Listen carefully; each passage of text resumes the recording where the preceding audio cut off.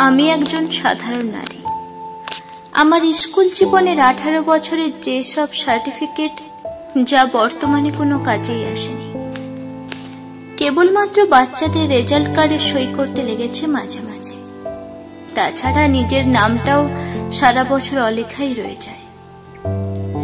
মা, জেঠিমা, কাকিমা, মামি, বৌদি এসবের ভিড়ে নিজের নামটাও শোনা হয় না কারোর মুখে। তাতে কোনো আফসোসও হয় না আমার। শুধুমাত্র আফসোস হয় যখন কেউ প্রশ্ন করে আমি কি করি। আসলে আমি কি করি নিজেই নিজের হিসেব মেলাতে পারি না। না, আমি কোনো ব্যাংকে চাকরি করি না, কোনো স্কুলের শিক্ষিকাও নই, না কোনো নিজস্ব ব্যবসা, না কোনো অনলাইনের কোনো কেনাবেচা করি, না আমি কোনো লেখিকাও নই, না কোনো খাবারের অর্ডার ডেলিভারি করি।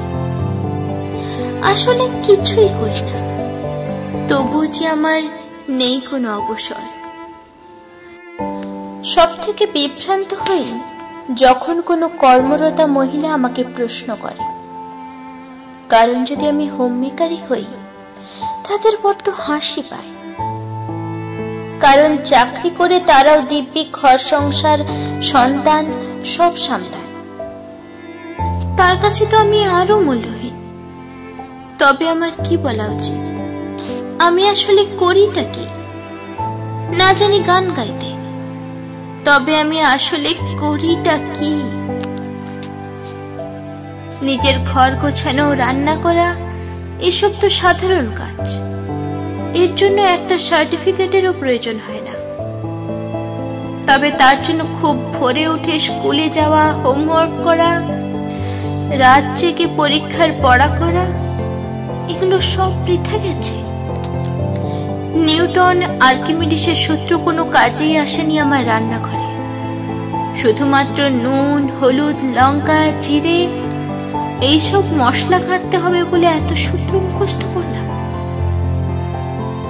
আর এখন তো কলমও লাগে না লিখতে গেলে, মেসেজেই বাজারের লিস্টটা লিখে নেওয়া যায়। অথচ হাতের লেখা সুন্দর করতে কত পৃষ্ঠার পর পৃষ্ঠা লিখেই যেতাম।